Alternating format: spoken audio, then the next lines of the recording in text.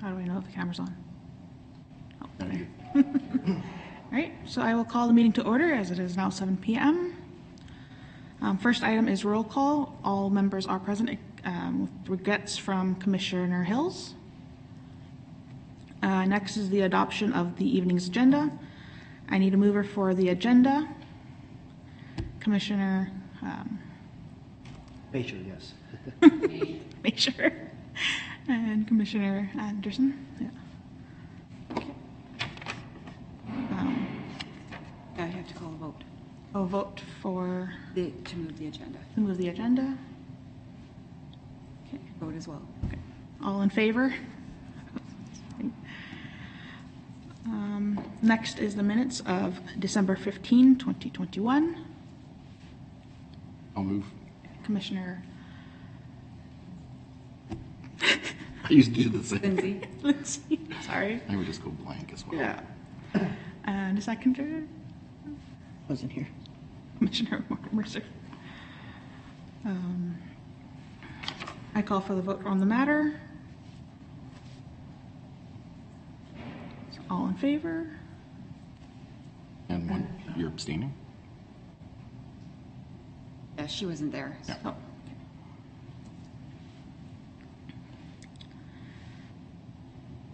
Sorry.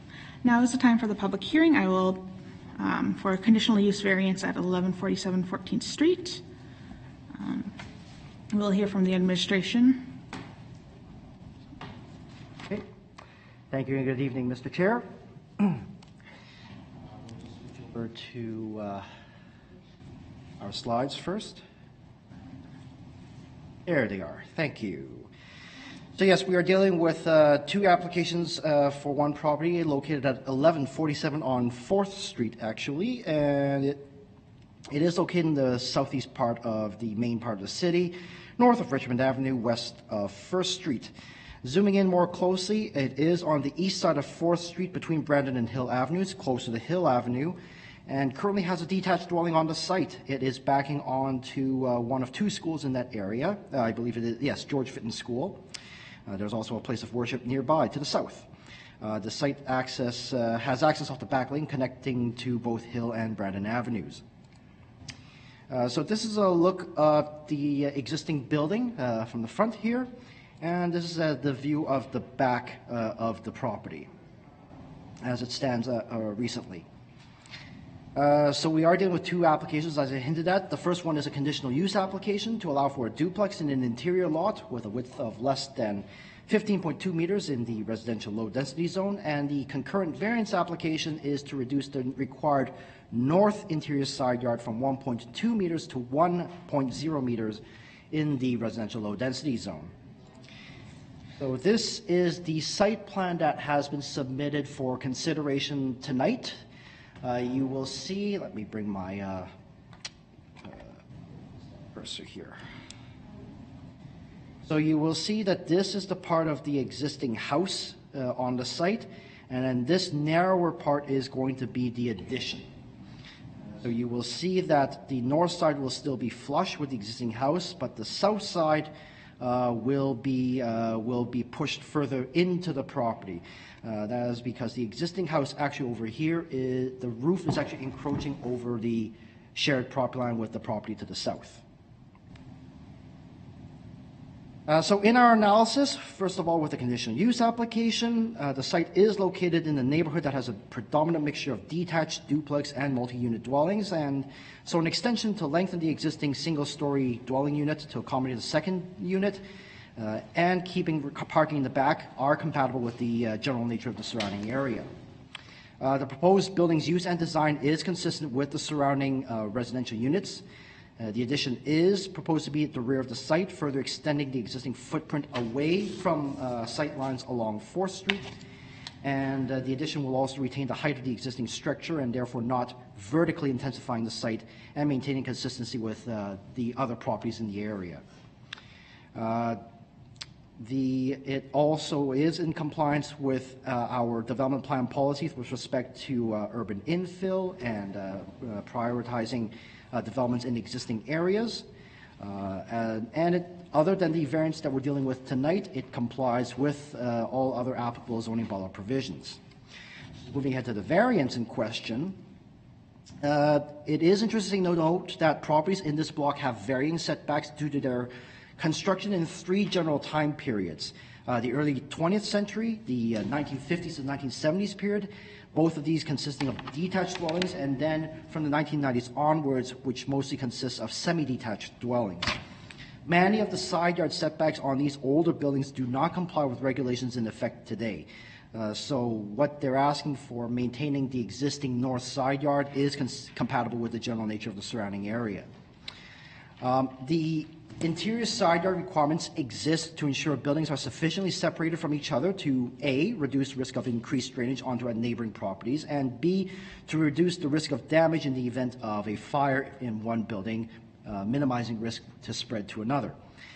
Upon review of the site and distances between the buildings on this site and the property to the north at 1143 on 4th Street, we believe that the footprint of the proposed addition is acceptable. However, the applicant must ensure during their building permit application that the proposed design will comply with limiting requirements and other applicable requirements of the Manitoba Building Code to minimize potential damaging effects of extending the building along the north sight line.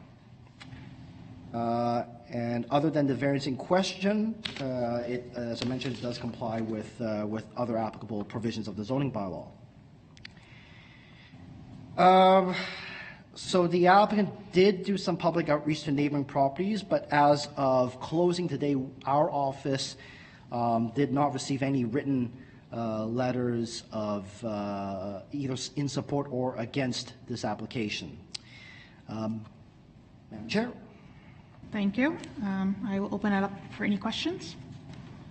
Through the chair to administration, did I notice in one of your pictures that the property to the north is a multifamily already? Is that correct? Through the chair to Commissioner Masher, you are correct. It's actually a semi-detached, so there are 2 dwelling units, one on each property, side by side. Oh, okay. The only other question that I had, I understand that the addition will have to be brought up to fire code. That will include the existing structure, correct? Through the chair to Commissioner Masher, I'm afraid I'm not familiar with the building code, but there are provisions in the code, as I understand, that depending on the circumstances, parts of the existing building must also be brought up to code, but there are also circumstances where the existing portion does not have to. It really depends on more of a case-by-case basis, as I understand. But suffice it to say that the new building addition has to comply with today's requirements.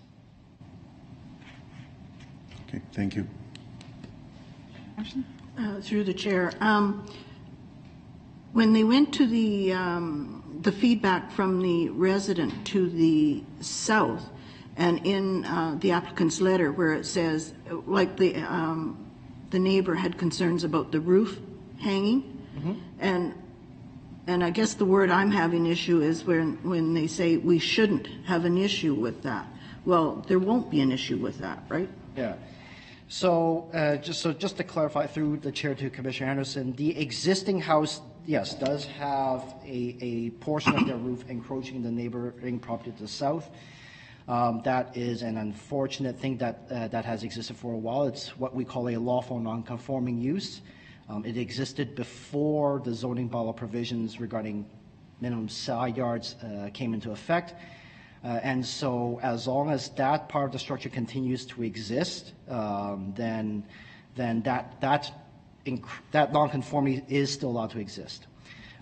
Had the applicant, for example, chosen to completely demolish the building, or if it was completely destroyed, then any new construction would have to comply with current zoning bylaw provisions, including the 1.2 meter setback, and that would have removed the encroachment. Another question through the chair. We haven't said anything about parking. How many parking spots? Through the chair to Commissioner Anderson, there should be 2 parking spaces. There's definitely enough room for 2 parking spaces, 1 per dwelling unit. Okay. Further questions? All right, thank you. We will now have the applicant come to the podium.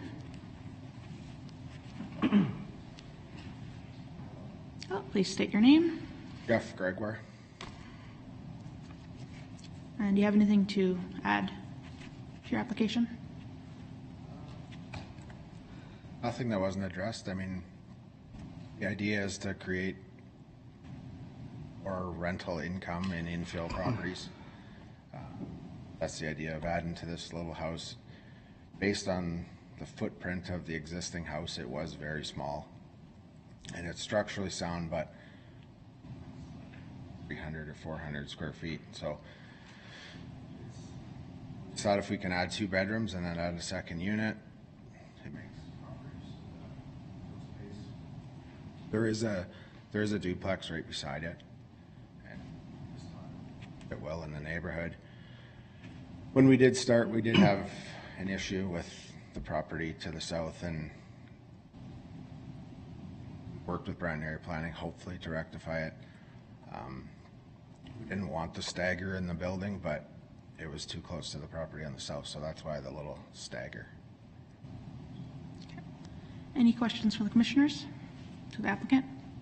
Commissioner Through Larson? the chair to the applicant, seeing how you're here, I'll ask you, are you intending to bring up the existing structure to the fire code that is required of the addition? Yes. Great. We'll bring the whole house Okay. up to code. Thank you. Any additional questions? Okay, you can go back. I will now call upon anyone who wishes to speak in favor or opposition, or anyone who has additional questions. Hello, just please state your name. Kathy Christensen.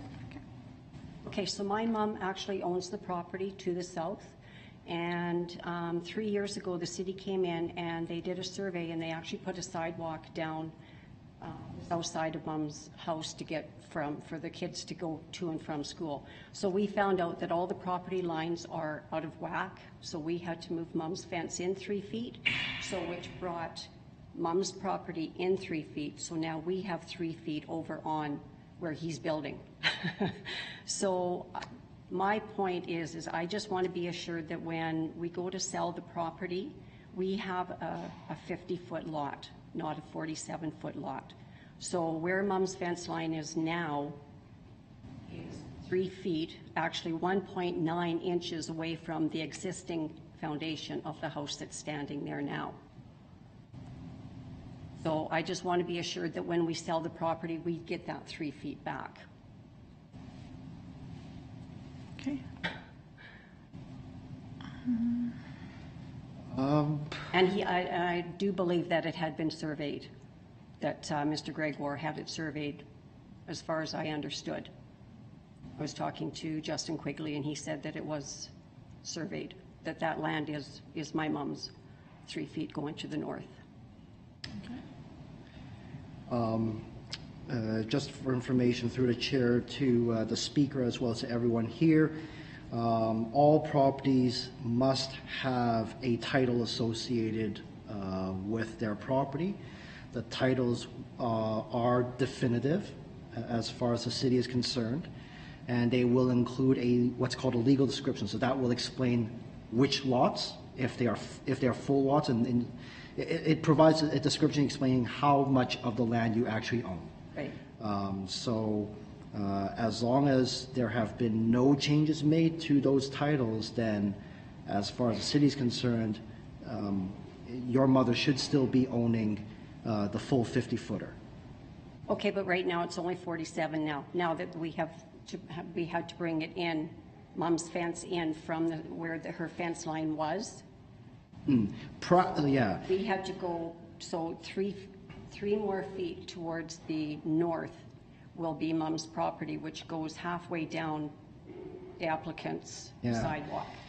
So my concern is just when we go to sell the property, because I'm not going to move a 120-foot fence. Mom might only be in the house maybe 5 more years. Yes, so through the chair to the speaker, I know this may sound potentially confusing, but though practically practically on what we see on the surface, it looks like you have 47 feet, yes. But legally, you own, or your mother owns, I should say, the full 50 feet. Right, okay. So, in dealing with issues like encroachments, this is something that the city has not gotten involved if the encroachment is between two private property owners. We do advise that your mother and the applicant discuss further to work out any arrangements to ensure that both your interests are protected. Okay. But, I don't understand the whole process, but I just want to know that if in the future, if he is going to leave that sidewalk there, and when we go to sell the house, would my mom have to be liable to have to take up that sidewalk, which is existing to the house to the north, to get her 3 feet of property back? Yeah, through the chair to the speaker. So I just want to try and get that open now. Yeah. Because, like I say, where it is now, he only has 1.9 inches, or 1 feet 9 inches towards where my mom's fence is now. Yeah. Again, through the chair to the speaker, the city administration highly advises that, you discuss this further.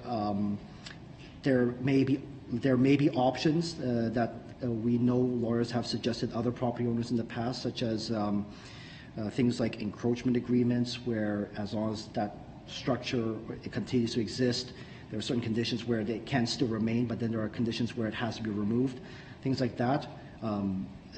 That's something that we would suggest that you and your mother maybe consider looking further into. That's something that is beyond, unfortunately, the city of Brandon's purview. I'm just not too sure then what my next step is, because he's already stepped back, his addition on that. Yep. But I just want to be assured that, when we sell the house, that I get that Yes. extra 3 feet back. For the sake of time, are you in contact with Justin? Mr. Quigley, yes. Yes, you are. Yeah. So what I would suggest then maybe is we can continue follow up. If you can reach out to him and ask him to forward your concerns to me, and we can discuss further offline. Okay, yeah. So like I said, I wasn't sure what was this all entailed, but I just wanted to. I have a question through the chair. I just want to clarify, are you saying that because you gave up some land to the south for a sidewalk, that you feel you can move over to the north to recoup your 50 feet? Well, that's where the property lines are. So the city actually came and surveyed. So they had to bring in the, where we thought Mom's fence was. Okay, because that house was built in 1929, so all the properties were out in that area, so I've been told, which we didn't know. So the city said that we had to bring it in because we were on city property. But Mom has a 50-foot lot, so from that peg where the city surveyed going to the north is only 47 feet where Mom's fence is now.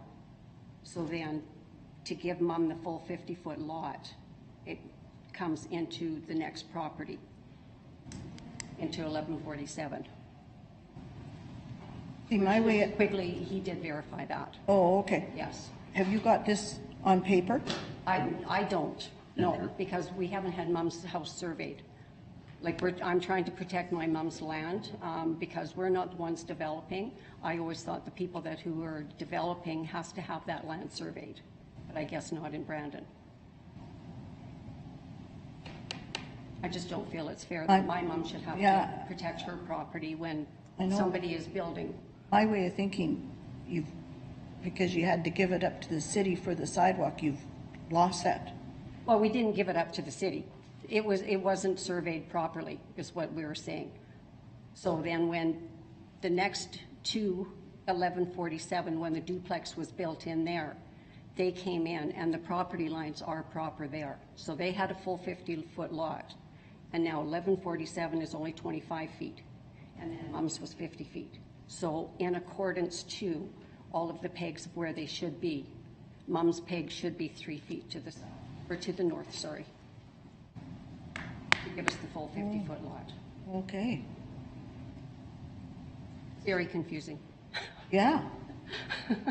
And we didn't know dilemma. any of this either until this came about. Yeah. If we have no further questions of the speaker, I could perhaps explain further about that whole property shift issue, actually. I do have a visual to help explain as well. Okay. Madam Chair. You want it to, Yep. which Well, one, the PCN? yes, the PC on the desk, please. So to help better explain the speaker's situation, her mother's situation, that is, so you can very clearly see the yellow lines represent actual property lines. They are very close to being where they should be. And when you talk about the fences, you will see that 61, sorry. What? Thank you. 1161 4th Street, you will see their side fences on the north and the south. Those shadows, they are not lined up with the property lines, Yeah. right? You can see that there is a shift of about 3 feet to the south. And this isn't one of the older areas of the city. As I mentioned, we have had houses that have been in existence since the early 20th century. This is an unfortunate reality we have seen on several occasions where someone wants to either improve their own property or redevelop, and we run into these situations where people have unfortunately built not fully aligned to their property lines. And so this, we do sympathize with your mother. This is a rather unfortunate situation for her, but this is not an isolated case, unfortunately, where we are dealing with a combination of tight spaces as well as encroachments. So does this create an issue for the developer for building now? Through the chair to Commissioner Anderson, with the new construction, it should not. They need to build within their existing property. We will not, the city cannot entertain any new construction that would encroach into a neighboring property. Okay. There you go. Okay. Good. Okay? Thank you. Yeah. All right. So do we have any additional questions for the administration or applicant? Good, okay.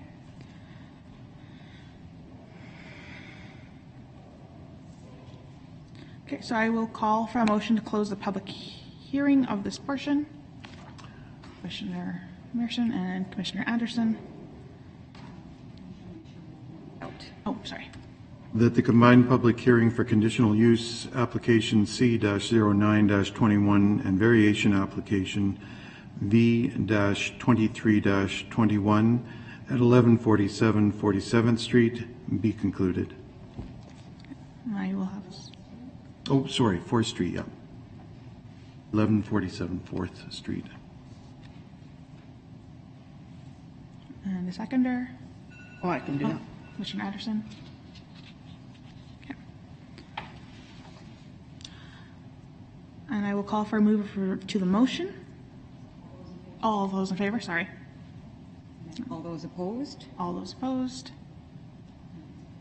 Carried. Sorry.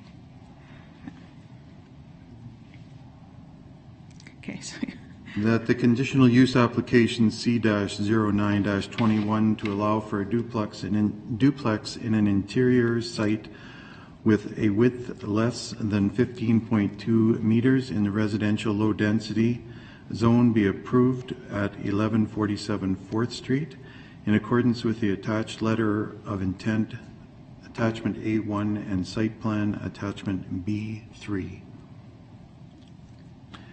And the variation application. No, that's a separate motion. Oh, yeah, okay. seconder, yeah, Commissioner Linders.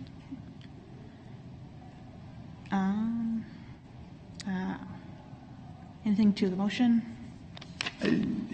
No, it's a tight fit. We know that these older parts of Brandon are a challenge. It seems to be somewhat consistent with the neighborhood with duplex next to it. A slight difference, those two are on separate lots and 25 feet each, but it's still a multifamily type situation. So, you know, having shifted this new construction over, I think that helps quite a bit.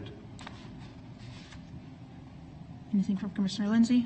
No, I agree, and I think the solution of actually making the original house big enough to be more usable and creating the additional rental property, that's a good solution for the property.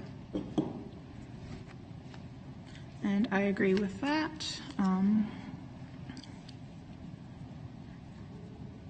I'll call the question to vote on the motion for approval. In opposition. That's good. Okay. All right, so I'll move That the variance application V-23-21 to vary Table 10 under Section 59 of zoning bylaw number 7124 as amended to reduce the required north interior side yard from 1.2 meters to 1 meter in the residential low-density zone be approved at 1147 4th Street in accordance with the attached site plan attachment B-3. Commissioner Anderson? I have nothing further to comment about. No, it's going to fit in with the neighborhood, and we're not decreasing it by much. So, All right, all in favor of the motion?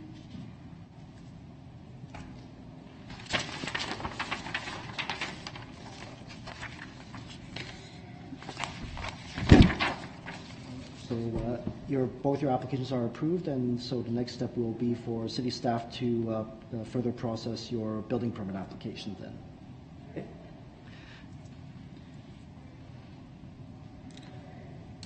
All right, so now we're moving on to bylaw number 7324 and conditional use 309 Princess Avenue.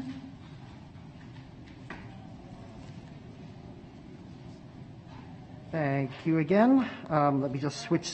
Ouch. Oh, it's still winter when you still get the static electricity.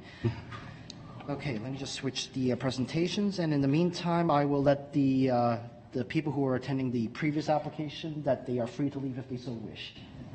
Have a good night. Okay, thank you.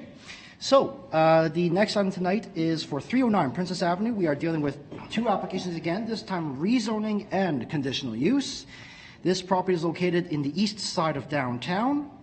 And zooming in more closely, it's at the northwest corner of the intersection of 3rd Street and Princess Avenue. It is currently a vacant site. Immediately to the west is a medical clinic building, if I remember correctly, and then there are residential properties immediately to the north, as you can see in the yellow areas. So this is a view of the property from the intersection of 3rd Street and Princess Avenue, and this is a view of the lane immediately west of this property. And last picture to show, this is the sidewalk along the north side of Princess Avenue. So this property in question is on the left half of this photograph. So the rezoning tonight is for changing it from the commercial general zone to the downtown mixed use zone. And the conditional use is to allow for the development of a standalone residential building adjacent to a commercial corridor as identified in the downtown Brandon secondary plan in the downtown mixed use zone. The proposal is to develop a 3-story, 16-unit building, and you can see this is the site plan being brought forward by the applicant, with the building to be located on the eastern half of the site, fronting onto or facing closer to 3rd Street, as was Princess Avenue, with parking in the western half of this site, with an access off Princess Avenue. Oh, we just lost. Wait for. That's the old one. All right, those of us tuning in virtually, we apologize for technical difficulties. We are back. Okay, thank you. So that was the site plan that we were showing earlier. So this is the south elevation, so the side of the building proposed to face Princess Avenue. And this is a look of how the building could appear from the intersection, so from the corner of Princess and 3rd. So in our analysis of the rezoning, first of all, it is designated in the residential area under the development plan. It does meet the intent of policies to prioritize growth in existing areas closer to downtown, providing a mix of housing densities and affordabilities in the area, closer to downtown, as I said. The downtown secondary plan is in effect for this area too. There are a couple of policies that are more relevant for this proposal. There is one that calls for more intensification along these corridors, which is Princess Avenue and Rosser Avenue. And they are proposing to orient the main building towards the main streets there, rather than pushing it back closer to the lane. With respect to the zoning bylaw itself, let's see here. There they are. The conditional use is required because they are proposing a standalone residential building in a commercial corridor here. Normally, if they were proposing a mixed-use type of development, then we wouldn't be here tonight. But this is similar to another project that the Planning Commission has dealt with on the other side of downtown just a few months ago, also on Princess Avenue in the 1500 block, for example. So similar concept that we're dealing here. It's just a different location that we're dealing with tonight. So with respect to the conditional use, it is in an area of Princess Avenue where there are fewer commercial uses. So, and there are some multiple dwelling type buildings. So it is compatible with the general nature of the surrounding area. To address any potential privacy concerns to the adjacent lower density property to the north, the developer is proposing that the balconies face east and west and not protrude from the building to mitigate those issues. With respect to compliance with the zoning bylaw, the proposed development does comply with all applicable rules for this proposal. In terms of comments that we received, a development agreement will be required. Mainly to deal with any potential boulevard tree removals, although it's still not certain if that will be the case. But we also will be needing cash in lieu of land dedications for public reserve and school purposes, just because they are proposing a more intense residential development on this site. And lastly, the applicant did reach out to nearby property owners by mail and did door-to-door canvassing. And one resident did raise concerns about potential traffic issues off the back lane. But as I did mention, in the site plan, the applicant is proposing the approach to be off Princess Avenue directly. As of closing today, we did not receive any further letters of opposition or support. So, Madam Chair. Thank you. Any questions, comments?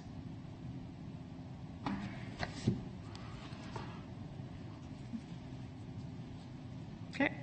Thank you. I will ask the applicant to come to the podium now. Hi, I'm Kate McKenzie with Myria Design and Keller Developments, and Andrew clearly summarized the majority of our project. A couple things I would add is that we have looked at this site over the last couple of years, and I know other developers have as well. We looked at various designs. Most of them actually had 12-unit multiplexes on them. We increased it to a 16, but we do have sort of smaller, more affordable apartments, which it's our understanding that that's sort of a goal for downtown. Also, on the main floor, the entire site slopes to the north, so we've sort of tried to incorporate that into our design. So when you walk out on the north side, you're walking out at ground level to the neighbors, as opposed to us having built a retaining wall and, looking over the neighbor's fence kind of thing, just to sort of give them more privacy. Also, in addition to the balconies being on the east and west side, we've also reduced the number of windows on the north side, again, to help with privacy for the neighbors. We've, of course, been in contact with engineering to make sure all our servicing will work. And we've also, by working with the slope of the property, we're good to tie into the lane appropriately, I suppose, is what I'm trying to say.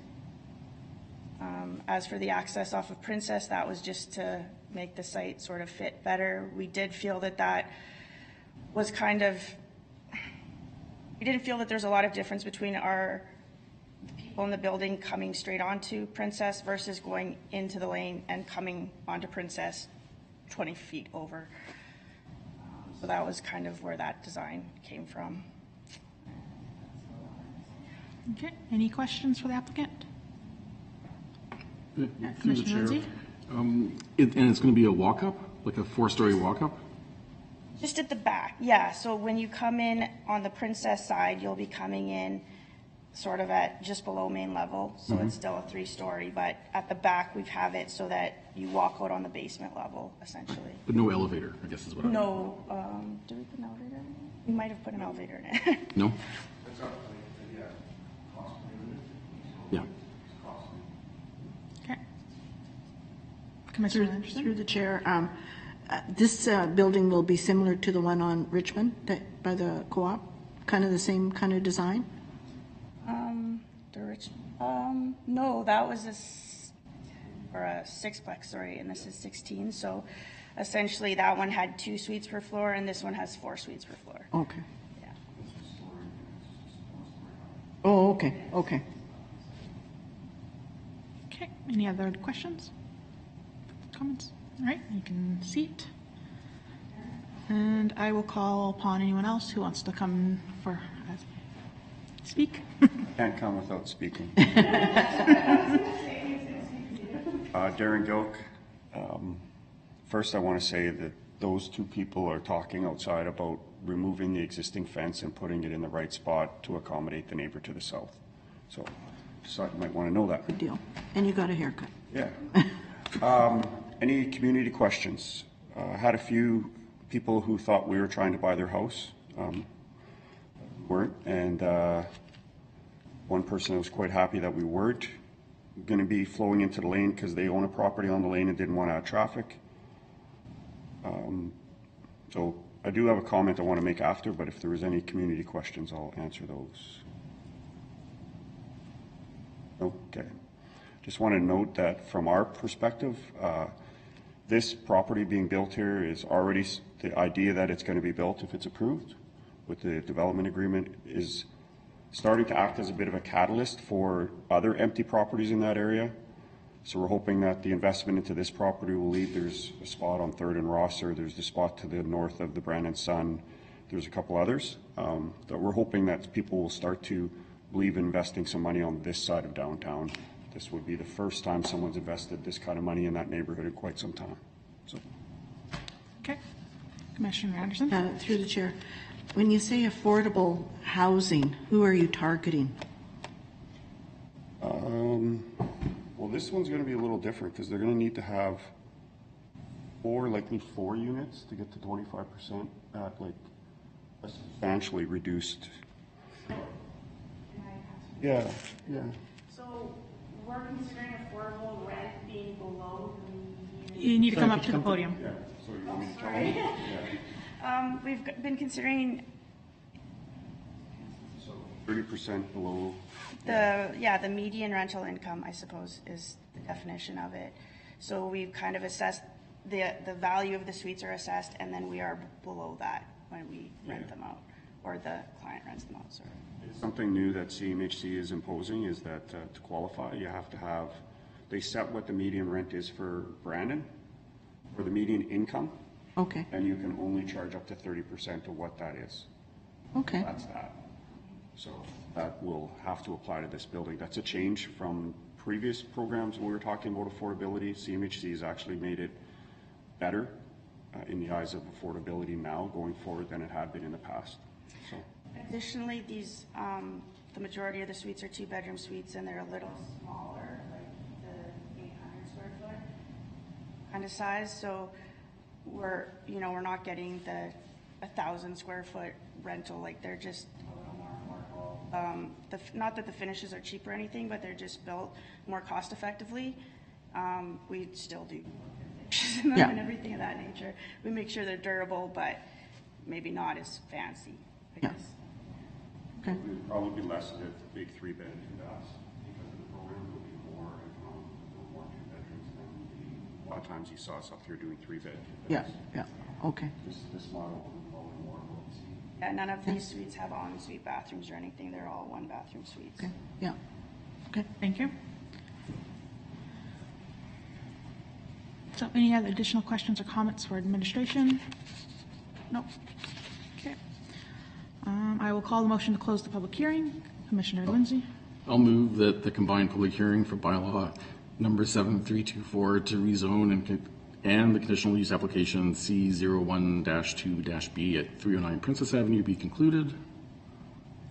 Second. Commissioner Lipson. Vote. Call. All in favor?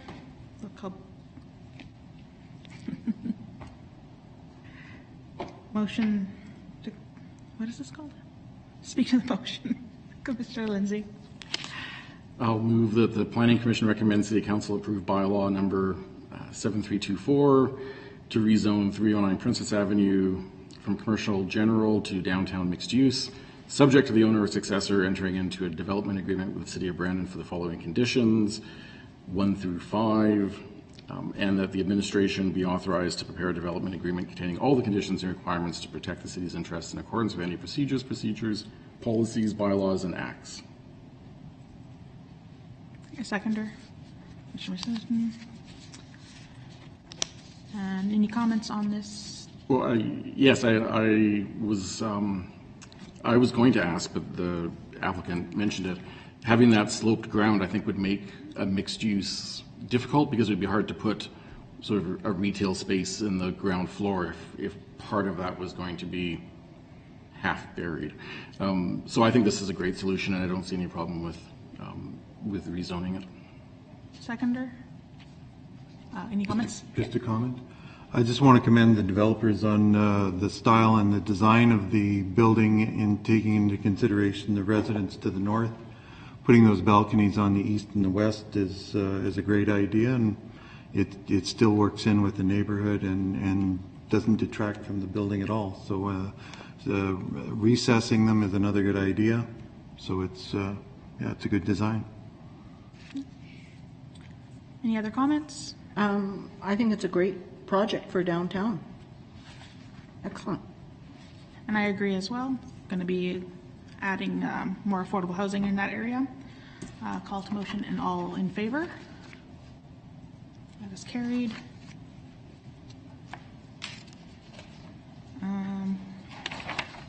Commissioner Lindsay.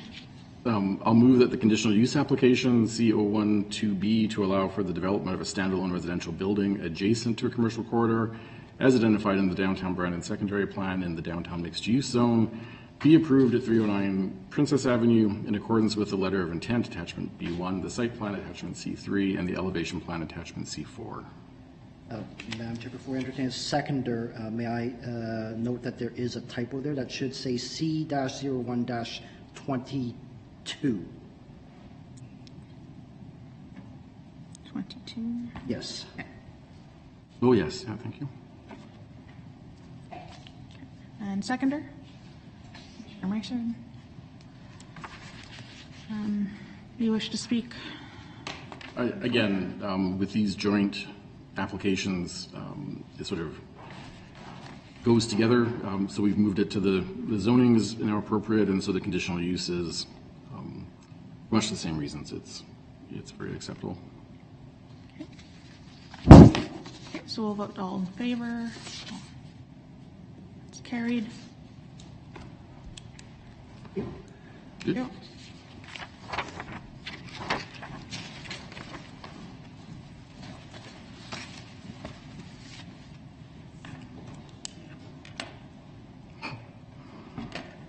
That's the end of the